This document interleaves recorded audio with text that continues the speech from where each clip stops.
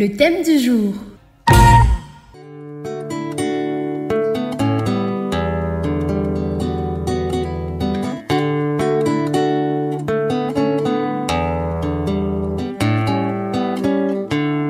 Je suis cette vieille Célimène, infortunée créole. Bernadette, Oui, tu vas nous oui, parler de Célimène Gaudieu.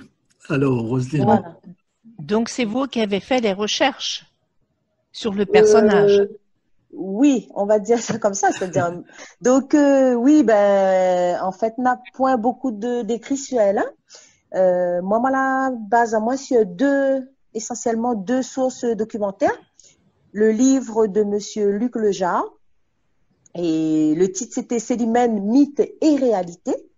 Et sinon, l'article Cette lame la mer, c'est un magazine et c'est Alexin l'envoie pour moi.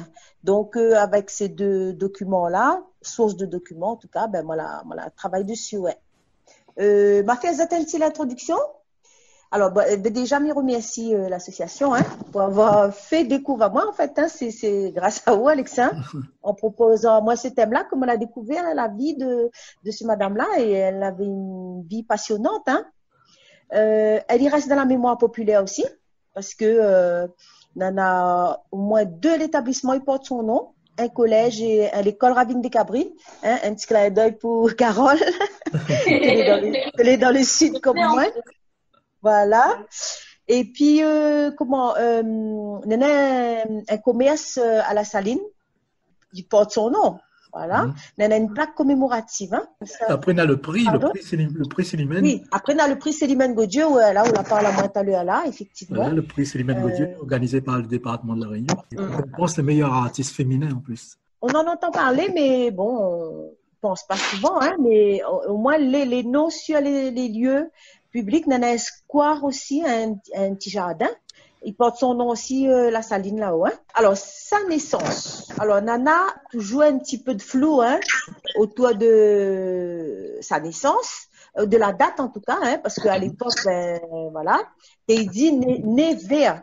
Bon, ouais. Alors là, on a toujours, donc, on m'a dit, là, deux sources.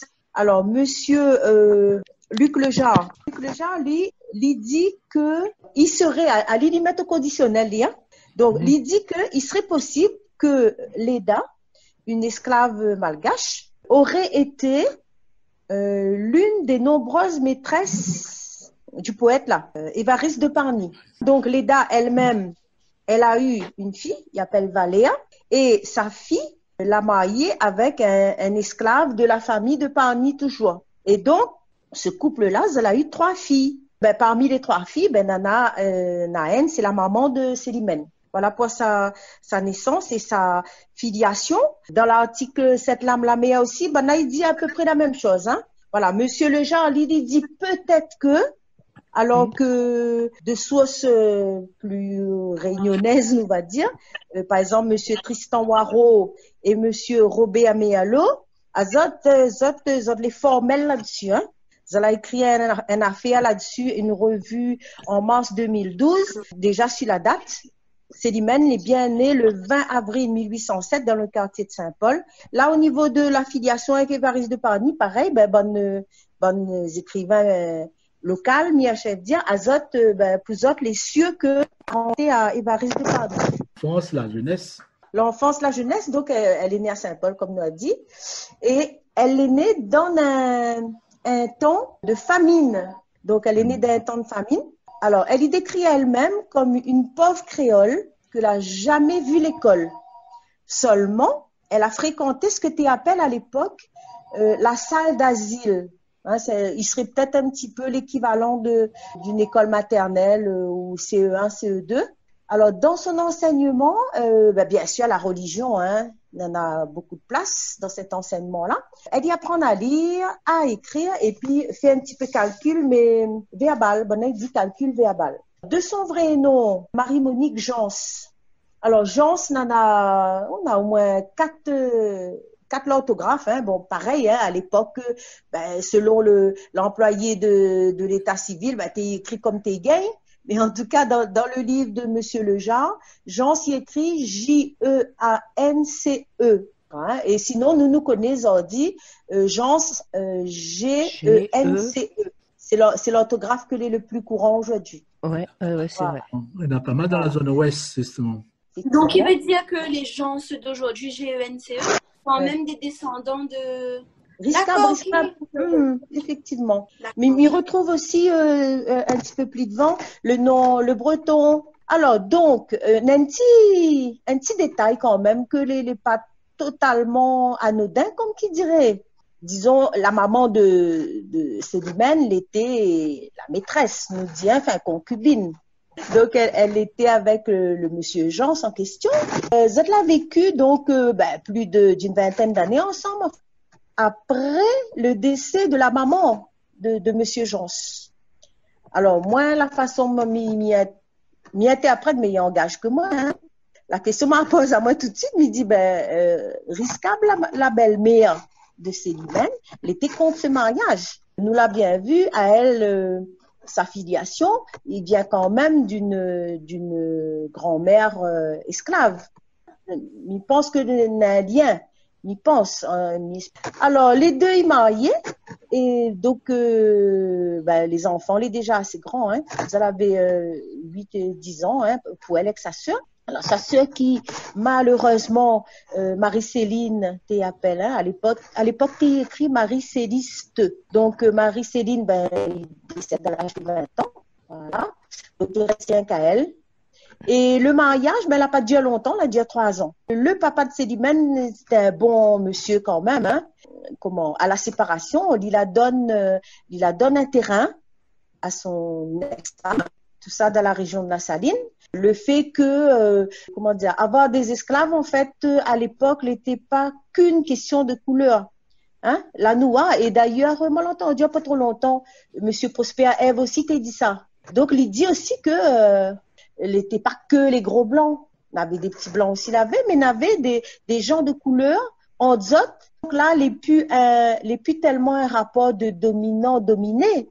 C'est plus, comme qui dirait, une espèce de contrat, on va dire, hein? C'est-à-dire que, Bandomoun, avait du sang d'esclave, fallait bien jeter travail, fallait bien jeter mange. Donc, j'étais rattaché, à une famille, à l'habitation, comme il dit, tout ça là. Alors, le papa, quand il y sépare, ça va dans la zone de Tampon.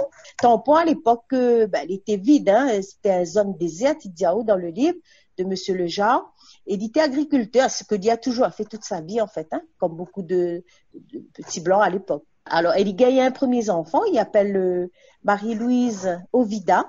Elle t'a gagné sa vie en tant que brodeuse, hein, parce que quand elle était à l'école là, justement, le petit école là, organisé par les dames bourgeoises de l'époque, et puis les dames d'église, hein, comme il dit, et puis des religieuses, elle a été apprendre marmaille, la couture, la cuisine, bien sûr, la broderie. Sa première fille, le papa, c'était un monsieur Le Breton. Alors, ce monsieur Le Breton, il y avait à peu près le même âge que Célimène quand il est décédé. Il y avait 29 ans. Célimène avait à peu près le même âge, hein, 28, 29 ans aussi. Et l'histoire, il dit que ce monsieur, alors Le Breton, il a eu le temps de reconnaître sa fille par contre. Hein. Elle n'a pas marié avec Célimène, mais il a reconnu sa fille. La fille, il porte Ovida et le prénom du monsieur, c'était Ovide. Un petit détail, il trouve les jolis, enfin pour moi en tout cas. Il dit que donc Marie Candice, hein, la grand-mère de la Marie-Louise Ovida, la donne elle 6 cabris et une esclave. Marie-Monique, qui devient Célimène alors? Voilà, Marie-Monique, elle y devient Célimène quand elle y rouvre l'auberge. Donc, elle y rouvre l'auberge là-bas, à la Saline. Elle y installe elle avec son mari et tout le monde y appelle elle Madame Pierre. Hein, c'était le prénom de son mari, donc Monsieur Pierre Gaudieu. Donc, ils rouvre l'auberge et l'auberge, il tombe pile sur le trajet de la diligence. On appelle ça voiture à l'époque. Hein. Et par le fait, Monsieur Pierre Gaudieu, il était maréchal ferrant. Donc, c'est un métier que il a apprendre quand il était gendarme, parce qu'à un moment donné, pour tenir l'auberge, il a démissionné de la gendarmerie. Voilà. Donc, voilà. Et dans le livre de Monsieur Lejean, il explique bien comment il travaille, la méthode à la française, la méthode à l'anglaise, comment il scelle le cheval, comment il change le fer. Donc, Voilà. monsieur Gaudieu est blanc et Madame Célimène. Voilà, c'est ça. Lui, métisse. c'était un Français, quoi. Hein. Ouais. Bon, comme nous dit aujourd'hui, elles oreilles. Mais tout de suite, ils attendent mon amour, quoi, hein, les deux. Et puis, ils ont la mariée.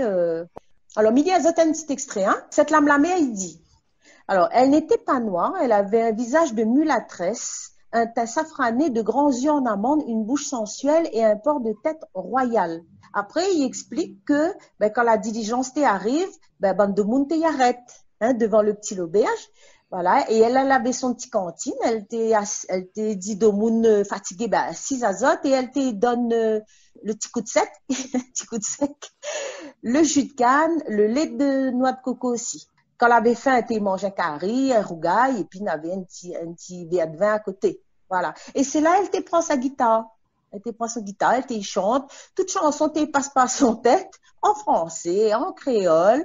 Elle t'invente aussi, bon morceau. C'est peut-être pour ça qu'elle n'a pas retrouvé beaucoup de ce qu'elle a chanté, en fait. Et bon, sinon, on a des choses qu'elle a écrites, qu'elle a mis sur le papier. Voilà. Alors, une de ses compositions, il dit, en français, alors, je suis cette vieille Célimène très laide et non vilaine, cette infortunée créole qui n'a pas pu aller à l'école, légère en conversation, mais très posée en action. J'ai la tête remplie de vers et je l'ai fait à tort et à travers. Voilà, que ça a été dit d'elle-même. Poétesse. Voilà, elle était poétesse, mais elle nous peut dire Ouais. Elle avait quand même du vocabulaire, hein? Ah, elle avait du vocabulaire, une intelligence vive. Et très spontanée, très vive. Elle était enjouée aussi, comme dit le conte, comment son filet était bien coupé. Oui, pour quelqu'un qui n'a pas parti d'école. Elle a parti, mais pas longtemps. Pas longtemps. C'est ça, mais son vocabulaire, sa façon d'écrire, elle est waouh. Ben oui, mais et son mari Tegaili a écrit aussi, oui, il était gendarme. Donc, l'un dans l'autre, je pense qu'elle a continué à instruire à elle un peu. Après, l'intelligence vive, tout ça, elle est dans la tête aussi, C'est ça, c'est un bon texte, justement, c'est ça, la créer des difficultés, peut-être, non? Oui, voilà, justement. Le rapport avec l'administration, avec tout ça. Avec la loi. Ouais. Avec la loi. Alors, écoute bien que ça t'est dit aussi, ce qui explique pourquoi à un moment donné, l'administration la rouvre les yeux sur elle, comme il dit. Toujours à propos de l'auberge, il dit, entre cuisine et salle à manger, elle aime se jeter dans l'insubordination, s'attaquer aux puissants, et mettre, comme elle le dit, sa cuillère sale dans leur carré. Alors, que ça t'est dit, trop froissé, je satirise, un impoli qui me ridiculise. Mais jamais je ne me déguise. Quand je l'habille largement à ma guise. Si je le bigote, le chante et le bouscule, et fait connaître son ridicule, il faut que celui qui avance recule, reste honteux ou gobe la pilule. Donc, elle a critiqué de mon haut placé, parce qu'elle a critiqué Monsieur de Kervegen, que était l'un des plus gros propriétaires terriens de l'époque. Que ça il dit? Il dit rapidement, Monsieur de Kervegen n'est pas riche en vin. Il a beaucoup de noirs, 13 établissements. Mais je vous jure que Dame Nature n'épargnera pas Kervegen au trépas. Voilà que ça a été dit, ce monsieur-là. Et sinon, elle a critiqué aussi un juge, quand même, le juge Louvet. Alors, il dit, Missier, elle y met juste la première lettre, le monsieur, Bon, c'est moi, tout le monde a compris qui ça il est. Donc, Missier, elle est blanc malhonnête. Nana figure comme bébête. Nana le cœur comme galet. Nana la langue comme zandouillette. Nana les dents comme foissette. Nana tas de compte comme gazette. Toujours, il est dans la guinguette, en goguette et en goguette. Nana figure comme bébête. Nana le cœur comme galet. Nana la langue comme zandouillette. Nana les dents comme foissette. En tout cas, madame là, elle n'avait pas peur en fait. Elle n'avait pas peur, Badna. C'est un peu comme Guignol, le Guignol de l'info. Ouais, c'est ça. Sauf qu'à l'époque, c'était pas si apprécié, hein, je crois. Oui, oui, voilà, c'est ça, voilà. Ouais. Surtout de la part d'une femme, justement. Oui, et surtout une femme de couleur. Ouais. Surtout une femme de couleur. Ben, c'était la seule, je pense. Hein. Bon, après, alors, nous connaît de Célimène, bien sûr, la fameuse lithographie, hein. Lithographie de Roussin. Il dit, ah, oh, ben, monsieur Roussin, risquabilité pince un petit peu, hein. Mhm. Voilà, madame Célimène. Il a fait cette lithographie-là. Il dit ça parce que, bon, à un moment donné, il dit que, voilà, c'était une belle femme. Il revient souvent là-dessus, hein. Il dit, ah, oh, ah, ben voilà, un autre monsieur, monsieur Lejar, il dit, en citant un autre monsieur qui s'appelait monsieur Charles Buet, il dit, Célimène, donc, est une mulâtresse déjà sur l'âge. Là, voilà, c'est après son mariage, là, hein. Ayant la figure un peu brune, mais régulière, des yeux où pétille l'intelligence, des cheveux noirs de jet et légèrement crépus. Elle nous accueillit avec un gracieux sourire. Alors, un petit mot qu'il prend un autre sens, Zordi, c'est le mot citoyenne. Elle-même, elle t'appelle elle comme ça. Elle t'a dit, elle était citoyenne. Seulement, à l'époque, dire que l'était citoyen ou citoyenne, l'était un mot péjoratif. Hein, c'est-à-dire, n'avait point un gaillard sens pour le monde de l'époque. Il voulait dire que ou était un ancien esclave en fait. Mais elle-même, elle t'y connaît aussi, elle t'y sorte, hein. Donc, et elle n'avait point honte, bien sûr. Donc c'est pour ça elle t'a dit, ben moi c'est une citoyenne. Donc oui, effectivement, comme on t'a dit là, Alexandre, ben elle a eu des démêlés, hein, avec la justice de l'époque, avec l'administration. C'est pour ça qu'à un moment donné, ben Nala dévie le chemin. Hein, la dévie le chemin de l'OBH où ça il est. Et ben, la diligence ne passe plus devant chez elle. Ben, là, son commerce a commencé à péricliter. Et puis surtout, elle a eu quand même ben, le décès de son mari. Là, c'est la période des difficultés. Hein. Après la célébrité, Mia Chefdia. Donc les difficultés. Alors 1844 et 1845, 2 années de suite. Elle a eu 2 cyclones énormes, hein, que l'a ravagé l'île. Bon, la suite, c'est ben, un tas de maladies apparaître, comme la maladie de la variole. D'ailleurs, son mari il est mort de la variole, hein, en 1852. Et cette épidémie-là, ben, elle touche toute l'île, hein, les grandes villes, Saint-Denis, La Possession, Saint-Paul, tout ça là. Donc, c'était une époque difficile pour tout le monde, très difficile pour elle aussi. Sur ce passage de sa vie, elle dit « Ma vie n'a pas été que fleurs, et dans mes plus grandes douleurs, des mains de toutes les couleurs sont venues essuyer mes pleurs. » Ça là, c'est la période aussi où ben, elle avait 6 engagés à son service, qu'elle te paye, hein, attention. Ben, elle est obligée renvoyer à Zot, elle a payé les indemnités, toutes, hein. Là, il commence la période de, comme il dit en créole, il tape dans le dur. Son commerce, après, son commerce sur revive.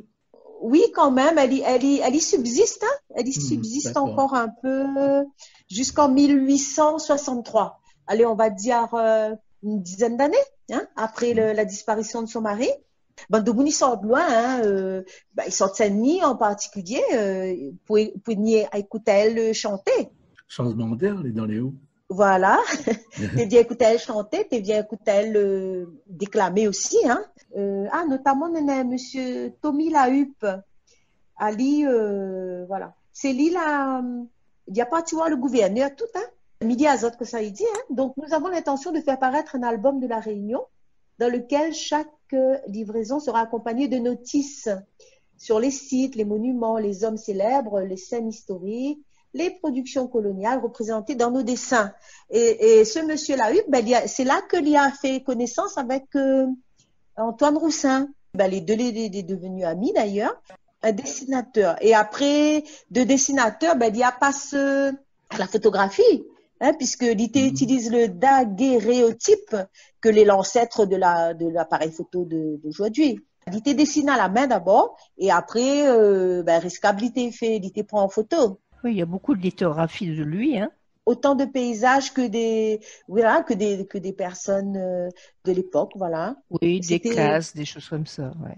Voilà, c'est ça. Oui, il y a les cases aussi. Voilà, comme il disait Azote, ben, à un moment donné, ben, 1863, la diligence n'y arrête plus devant l'auberge. Et elle y écrit à Madame Douce, joli prénom, Madame Douce de Holm, qui habite à Saint-Denis, était une amie à elle. Donc, elle y dit, le dernier propriétaire ne le veut pas. C'est là qu'il commence, voilà, la période des difficultés. Son auberge, il sera racheté, voilà, et elle n'est plus propriétaire de son auberge. Et d'un coup, et la dame qui raconte ça, Madame Douce de Holm, elle y dit, ben, évidemment que c'était triste comme lettre quand elle a écrit ça. Ben, elle a eu quand même 12 années de célébrité. 12 années de célébrité. Et elle a marqué surtout les esprits de l'époque. Hein, comme il dit, de monter ça au loin pour n'y écouter à elle. Donc, en 1864, elle décède chez une amie à elle, une Madame Delphine Gadet, d'origine malgache, qui habite à Saint-Paul. Et donc, elle a fini sa vie comme ça. Pas malheureuse, mais il pense que... Et comme il disait, ben, elle finit sa vie un peu dans la tristesse. Elle avait 52 ans, si je ne me trompe pas. Alors, à la suite de ça, ben, évidemment, on en a des hommages, bien sûr, que les rendus. Alors, le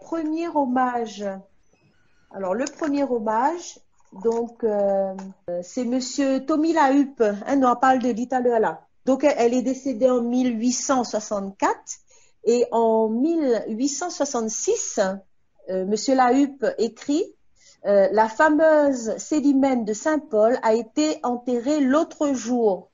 Munie des sacrements, elle a fait une mort bien édifiante. Voilà pour le premier hommage. Le deuxième hommage, c'est Monsieur Eugène Volsi. Alors, Monsieur Eugène Volsi, Focard, exactement, membre du comité Sciences et Arts, auteur du patois créole. Ali, donc, il a repris des chansons écrites par Célimène, dont un titre qui appelle S'accouiller le préjugé. Après, c'est en 1929, une commission présidée par le gouverneur Émile Méawa s'intéresse de nouveau à Célimène. Oui, après ça, on a un hommage. Alors là, les plus proches de nous, hein. Alors, plus proches de nous, toujours dans le livre de Monsieur Lejar, hein. En 2000, un des pitons de la Fouanaise, situé à 2250 mètres, prend le nom de Célimène. En mars 2001, à l'occasion de la Journée de la Femme, c'est le groupe Ziskakan que va interpréter quelques chansons que la guerre ramassée vitement, que les encore connus aujourd'hui. Donc voilà, bon, ça la mettre d'autres musiques dessus, bien sûr, Gaïa musique, mais les paroles c'était bien de Célimène. Après, le 24 avril 2001, le collège de la Saline, donc, il propose de donner le nom de Célimène Gaudieu à cet établissement. Et ça sera voté, ça sera accepté définitivement le 15 mai 2001. Voilà, c'est le collège de la Saline Saint-Paul. Il termine l'hommage, en tout cas, que Monsieur Jim Fortuné, il a rendu à Madame Marie-Monique Gaudieu, voilà, dite Célimène. Alors, il dit, c'est toujours dans cette lame-lamée, hein. Alors, désormais, évoquer Célimène, l'infortuné créole, sans parler de Jim Fortuné, revient à parler du piment sans citer le gingembre. Bon, jolie citation. Je suis cette vieille Célimène très laide et non vilaine, cette infortunée créole. Voilà. Donc, les paroles de Célimène Gaudieu, la touche Jim Fortuné, et donc, il a chanté, hein, et Alexa l'a envoyé à moi le lien, il m'en l'a écouté, effectivement. Il me dirait, oui, effectivement, les paroles, ils touchent, hein.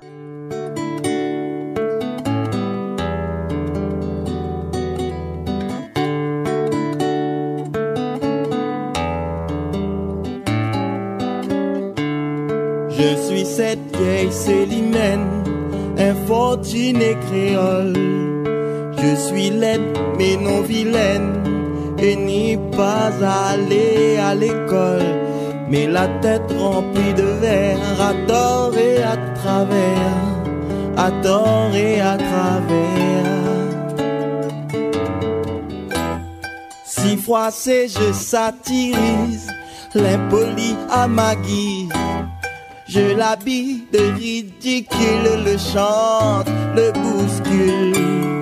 Je bigote car ma peau n'a pas connu que fleur, n'a pas connu que fleur. Ma peau qui fut pour moi jadis ma douleur.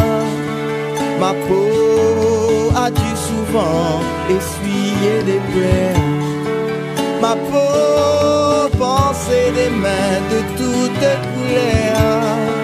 Ma peau n'a pas connu que flair.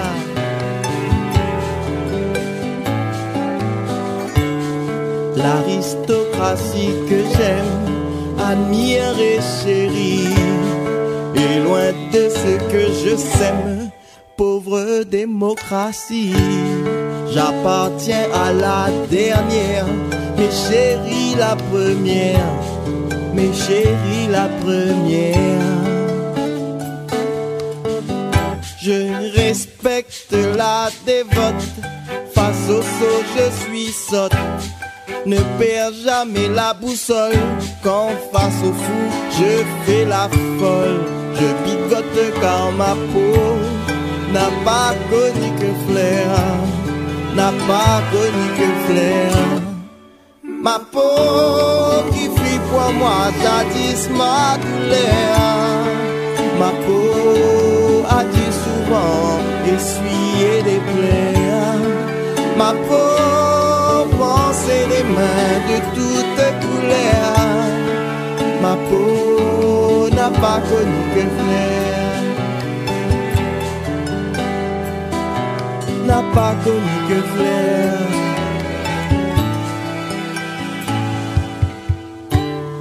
Je suis cette vieille célimène, infortunée créole. Je suis laide mais non vilaine, et n'est pas allée à l'école, mais la tête remplie de verre, à tort et à travers, à tort et à travers. Ma peau qui fut pour moi jadis ma douleur. Ma peau a dû souvent essuyer des plaies. Ma peau pensait des mains de toutes couleurs. Et ma peau n'a pas connu que flair, n'a pas connu que flair. Non.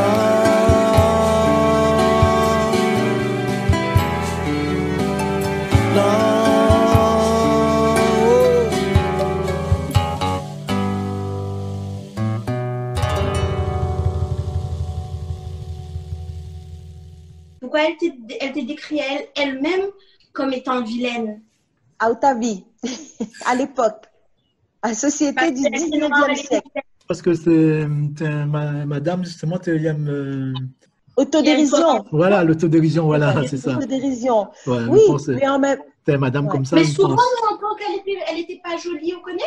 C'est connu, ça, qu'elle n'était pas jolie. Mais oui, souvent, les gens te disent qu'elle n'était pas jolie. Mais quand oui, mais dans le livre. Quand on regarde la photo, on dirait pas, moi. Justement, c'est pas ça midi. C'est pas ça midi parce que même monsieur Tommy Lahup et monsieur Roussin, Antoine Roussin lui-même, il dit que Banal était quand même sous son charme. Elle te dégage quelque chose et c'était une belle femme dans son ensemble. Une belle femme noire, enfin. Voilà, mais justement, Carole. À l'époque, le noir, la couleur noire, je pense que c'était assez négative. C'est ça. Je pense que c'est ça. C'est le regard que la société te porte sur elle. Ouais. D'accord. Que quelque part, tu touches à elle aussi, qu'on veut ou non. Hein. Même aujourd'hui, hein, il y a toujours ce regard-là. Mais il termine sur l'article de Cette lame la méala, quand il parle de Jim Fortuné. Donc, avec délicatesse et émotion, il adapte le texte de Célimène et il crée une chanson avec des accents chauds et sensuels, créoles, sur sa guitare, hein, monsieur, voilà, Jim Fortuné, c'est un artiste qui accompagne Ali lui-même avec sa guitare. Voilà, hommage magistral de Fortuné à l'infortuné. Joli le petit jeu de mots, hein.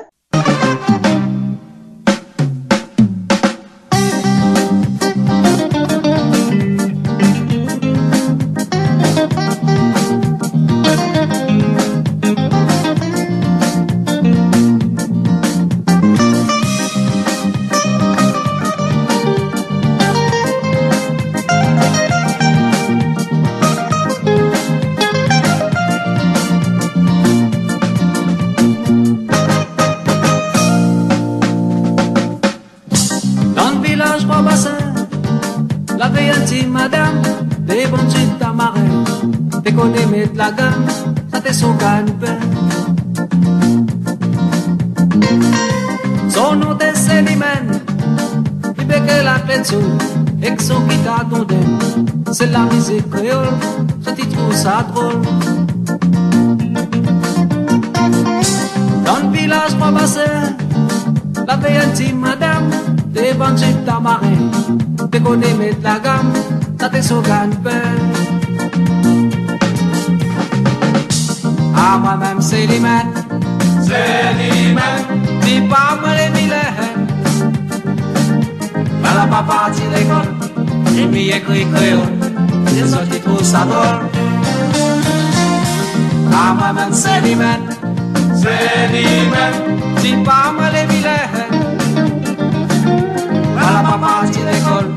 Et m'y écrit créole, j'ai sorti tout ça drôle.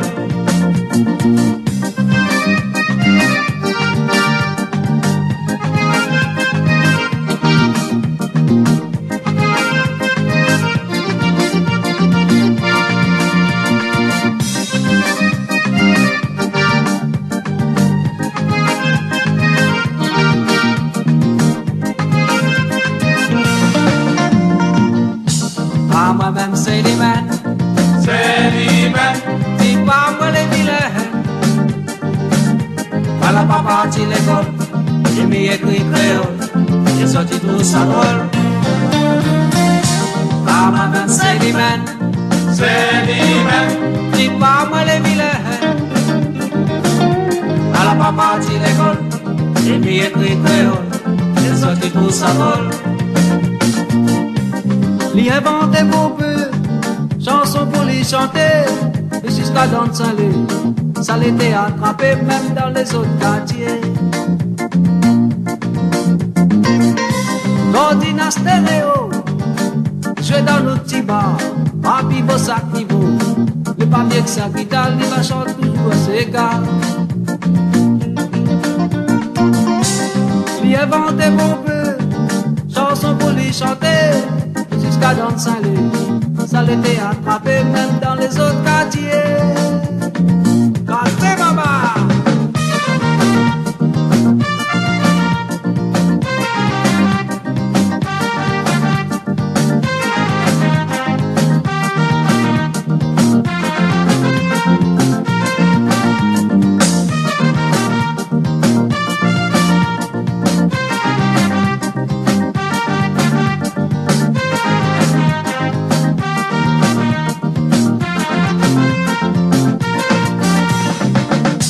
À moi-même c'est l'imène. Dis pas moi les vilains. À la papa parti l'école. Et puis écrit créole. J'ai sorti tout ça drôle. À moi-même c'est l'imène. Dis pas moi les vilains. À la papa parti l'école. Et puis écrit créole. J'ai sorti tout ça drôle.